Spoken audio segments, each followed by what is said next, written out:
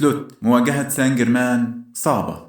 رد مقتضب من سيميوني على مواجهة ريال مدريد في دوري أبطال أوروبا: إنها مباراة رائعة، نحن مستعدون. رد حاسم حول طرد عبد الواحد السيد من الزمالك. ورد عبد الواحد السيد على هذه الأنباء التي تم ترويجها في الساعات القليلة الماضية، مؤكدا أن الأمر لا يزيد على كونه شائعات. وأفاد موقع أنفيلد واتش أن ليفربول قدم حتى الآن عرضا واحدا فقط لتجديد عقد صلاح، لكن العرض كان أقل بكثير من التوقعات. ضحايا الموسم الكارثي: مانشستر سيتي يطرد 8 لاعبين. هيثم فاروق: تمثيل الزمالك في القرعة شرف كبير، والكونفدرالية ستبقى في 100 عقبة. مشجع ليبي: كهربا ده أحسن من محمد صلاح وعمر مرموش. تامر عبد الحميد: الزمالك لو فاز على الأهلي هتبقى مفاجأة. وفاة أحمد برجاوي مخرج قناة النادي الأهلي. محمد صلاح يشيد بمرموش: علاقتنا جيدة ونتواصل باستمرار. وكتب الناقد الرياضي أحمد الهواري على فيسبوك: مصطفى شلبي جاهز لمباراة القمة أمام الأهلي. أعلن تركي آل الشيخ رئيس هيئة الترفيه السعودي عن نقل مباريات الهلال السعودي بكأس العالم عبر MBC مصر مجانا. وقال أيمن يونس: الروح والرغبة في تحقيق الفوز هي أسلحة لاعبي الزمالك في مباراة القمة، وأتمنى أن تكون بداية الصلح مع الجماهير وأن يكتسبوا الثقة من جديد. الشناوي: لعبت أمام رونالدو وسواريز وفخور باللعب ضد ميسي. نادر السيد: الزمالك قادر على تحقيق الألقاب والبطولات في الظروف الصعبة.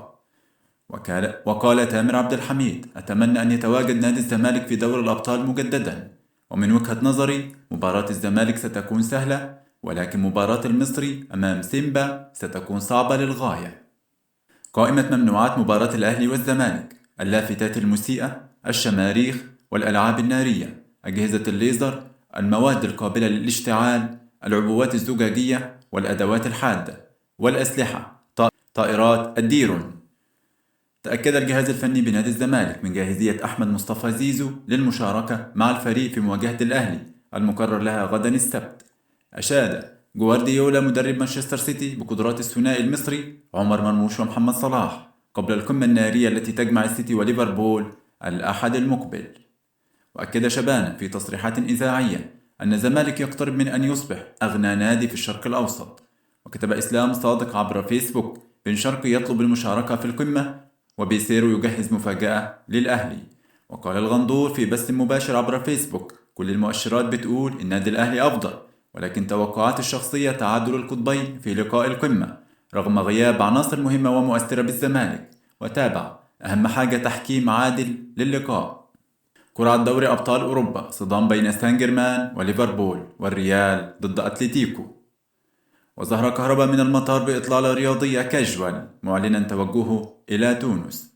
كشف بشير التبعي: كولر أكد لأشرف بن شرقي أنه غير جاهز لمباراة القمة، ولكن اللاعب المغربي أكد جاهزيته وأنه لاعب مباريات وليس تدريبات.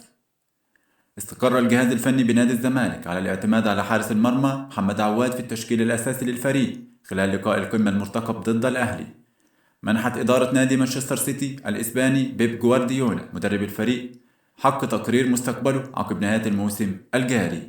وكتب الناقد الرياضي أحمد الهواري على فيسبوك: نادي أحد السعودي قدم طلبا بقيد مشلاك في قائمته بعد فسخ اللاعب إعارته مع الزمالك.